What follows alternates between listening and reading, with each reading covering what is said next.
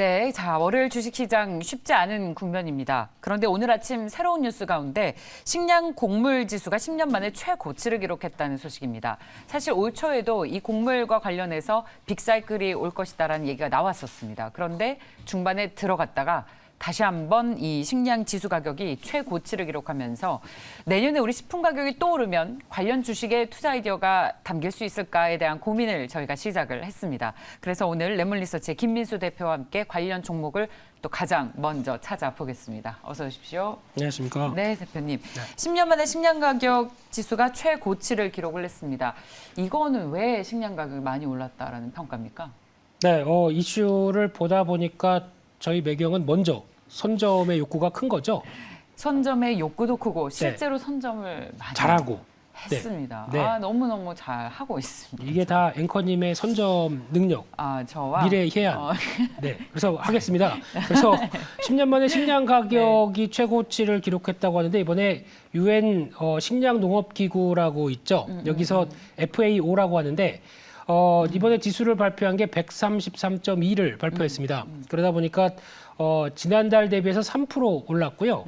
작년 동기 대비해서 31% 올랐다라고 하게 되면 좀 두렵죠. 이렇게 빠르게 올라오다 보니까. 그래서 이 지수를 산출하는 데는 보통 2014년부터 2016년도 이 정도 부근을 100으로 잡는데 5개의 항목으로 구성되어 있습니다. 이게 곡물, 유지류, 그리고 유지류 하게 되면 어떤 식용유 쪽이죠. 이런 쪽, 그리고 육류, 유제품, 그리고 설탕, 이렇게 5개 품목들인데, 특히 이런 차원에서 봤었을 때 계속 올라온다라고 하게 되면, 국내라든가 전 세계 가공식품 업체들은 이 지수를 많이 활용한다고 얘기를 하고 있고요. 이게 꾸준히 올라오게 되면 시차를 두고 계속 가격을 올리는데 많이 쓴다라고 보다 보니까 이제 또 물가 걱정을 해야 될 때가 아닌가 생각되고 있는데, 이제 여기서 중요한 게 이제 음식료 업종을 바라볼 때 가장 중요하게 바라봐야 될 게 딱 2가지입니다. 음식료 업종이 주가가 올라올 첫 번째 조건은 일단 환율이죠. 환율. 네, 곡물을 대부분 수입하는 입장이다 보니까 원화의 강세가 이어져야 가장 좋다라는 부분들이 가장 먼저 체크해야 될 부분이고, 두 번째는 스프레드라고 합니다. 즉 제품 가격과 곡물 가격의 차이를 보시면 될 것 같은데, 특히 곡물 가격 같은 경우 최근 들어서 계속 강세로 가는데 제품 가격도 같이 올린다. 그러면 일단 이때는 수익이 강하게 나지는 않죠. 근데 반대로 곡물 가격이 올라가다 이제 꺾이기 시작한다. 그러면 제품 가격도 같이 따라서 내리질 않죠. 그렇죠. 업체들이. 그냥 약간 유지를 하게 되면은 여기서 발생하는 스프레드가 커지다 보니까 음식료 업종의 수익이 많이 난다. 라는 쪽으로 보게 되면 지금 기준은 그럴 개연성들이 상당히 높아지는데 일단 환율이 조금 더 안정적으로 들어온다라고 하게 되면 변화 가능성은 높다고 봐야 되겠죠. 네. 그러면 지금은 어떤 상황이에요? 곡물 가격이 계속해서 오른다면 네. 앞서 말씀하신 스프레드가 곡물 가격이 오르는데 지금 식품 가격은 이미 올랐습니다. 네. 올렸습니다. 그런데 사실 식품 가격을 네. 제품 가격을 또 올리기는 거의 불가능하지 않습니까? 그래서 이 가격 지수는 이렇게 발표가 됐는데 예. 막상 현실적인 가격은 어떠느냐라고 보게 되면 일단 단기적으로는 약간 정점을 찍은 느낌입니다. 한 10월 20일에서 한 30일 정도쯤에 곡물 가격들 동향을 보게 되면은 옥수수, 소맥, 대두 대부분 고점에서 지금 쭉 밀려 내려가고 있고요. 그렇군요. 특히 대두가 낙폭이 좀 큽니다. 그런 쪽에서 상대적으로 어떤 설탕 같은 경우는 다시 좀 반등하는 기조고 또 하나 그 원자재 가격 쪽에서 눈길이 가는 게 면화입니다. 네. 저희가 얘기하는 면 계통. 예. 이쪽은 계속 고공행진인데 잘 안 빠지네요.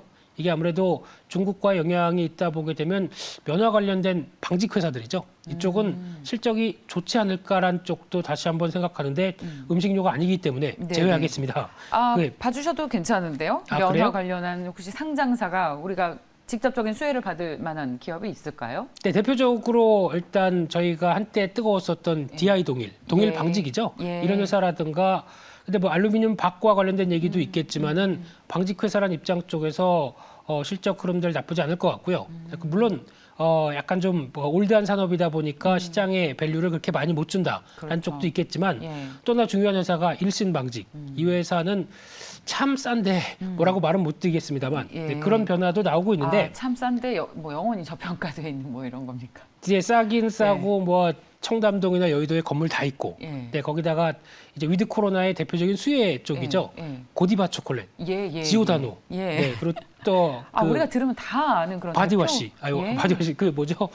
그 바디, 바디. 예, 그쪽 제품들 같은 경우도 예. 같이 있다 보니까 그에 따라서 수혜를 볼 수는 있는 모멘텀은 많은데 예. 주가가 잘 안 움직입니다. 실적 발표 뒤에 봐야 되겠죠. 네, 그리고 또 이런 방직 회사의 가장 큰 강점은 또 라인을 베트남이나 동남아 쪽으로 많이 옮겨놨기 때문에 여기서 이제 변화가 어느 정도 어떤 생산이 다시 재개가 되는 모습들까지 코로나19를 벗어나기 시작한다라고 하게 되면 또 이제 생산의 변화 큰 차질 없이 이어지고 있었을 때 기대감도 높은데 주가가 안 움직이니까 그냥 그런가 보다 생각하고 있습니다. 네, 그래도 주가가 안 움직여도 오를 거라는 확신이 있으면 기업의 가치가 좋아질 것이라는 확신이 있으면 이 기다림을 감내할 수 있는 거 아니겠습니까? 저는 감내하셨으면 좋겠습니다. 아, 기다릴 만한 가치가 있습니까? 네, 특히 일신방직 같은 경우는 그래야 될 회사라고 생각하지만 지금 음식료 계속할까요? 예, 네. 저희가 뭐 네. 사실 음식료로 시작을 했습니다만 네.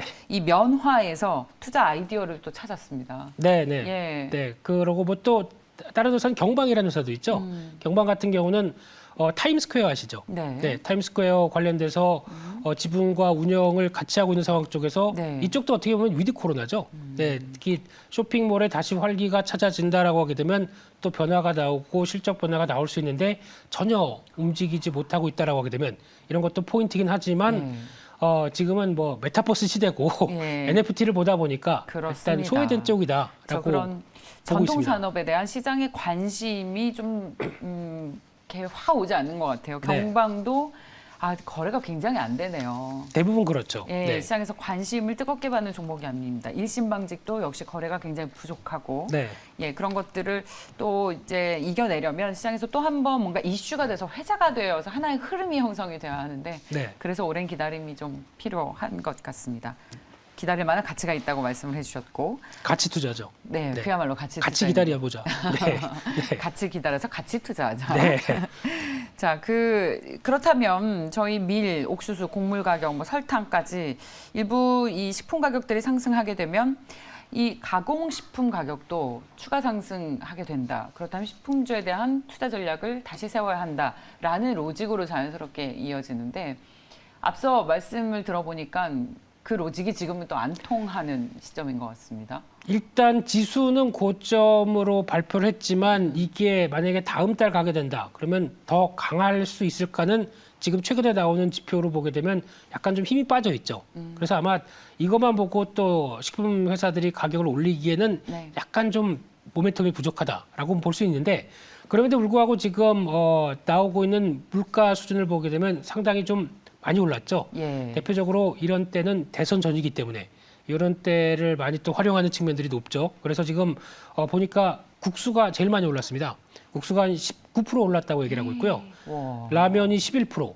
예. 비스킷 빵 다 좋아하시죠? 네. 작년보다 6%더 주셔야 됩니다. 예. 네, 이런 쪽으로 나오는데 그러다 보니까 이런 주요 어떤 제품들이 모두 다 올라오기 시작하는 흐름들 쪽에서 이렇게 되면 또 저희가 외식 물가라고 그러죠. 이쪽도 자극을 받고 있는데 가장 많이 오른 쪽이 생선회네요.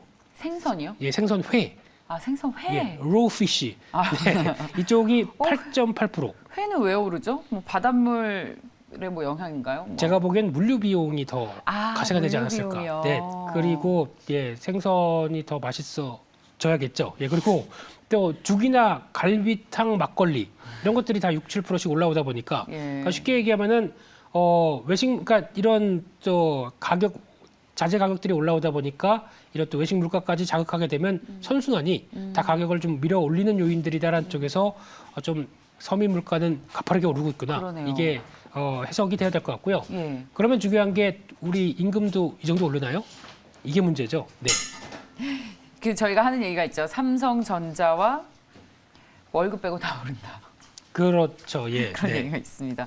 자, 그렇다면 저희 그 식품주에 대한 주가 전략을 다시 세우려면 이런 곡물 가격의 추가 상승이 이어져서 식품 가격에 반영을 할 수 있을 정도여야 하는데 최근 그래프가 고점에서 좀 피크아웃하고 있는 느낌인 만큼 이런 측면에서 식품주에 대한 매수 의견을 주기에는 좀 모멘텀이 약하다. 네, 라고. 그래서 가능성은 있지만 예. 일단 지금 그렇다고 이쪽을 강하게 바라보고 있는 시각들이 별로 없다 보니까 가능성은 보되 아직 뭐 이렇게 크게 움직이기는 좀 그렇다라고 바라보고 있습니다. 네. 저희 얘기 나온 김에 요소수 얘기를 또 해보고 싶습니다. 네. 저희 광장 주식, 광장이 가장 먼저 선점한 요소수. 근데 이 주말 사이에도 굉장히 이슈가 많이 나왔고 오늘 네. 아침에 보니까 매점 매석을 할 경우에는 뭐 법정형에 처하겠다라는 소식까지 나왔어요. 근데 이 요소수가 부족 현상이 계속 이어지다 보니까 비료 가격에 영향을 주면서 그렇죠. 관련 주식의 대표주가 비료 주식이 됐습니다. 주식시장에서. 맞습니다. 네. 그래서 오늘도 핫하게 움직이는데 고점을 안착은 못하네요. 이게 조금 어떻게 보면은 우려가 큰 만큼 좀 해결이 되지 않을까란 쪽으로 시장이 바라보지 않나라는 쪽은 보여지고 있는데 예. 뭐 다 아시는 것처럼 요소수 얘기하시는 분들은 다른 분들이 많으시니까 네. 그래서 특히 일단 지금 요소가 부족하다 보니까 질소 그리고 또 질산과 요소와 관련된 쪽의 비료들도 같이 가격도 올라가서 내년 초에 가게 되면 또 부족 사태와 가격도 올라간 이런 쪽의 변화가 나오지 않을 것이냐라는 부분들이 지금 주가의 상승 원인이라고 봐야 될 것 같습니다.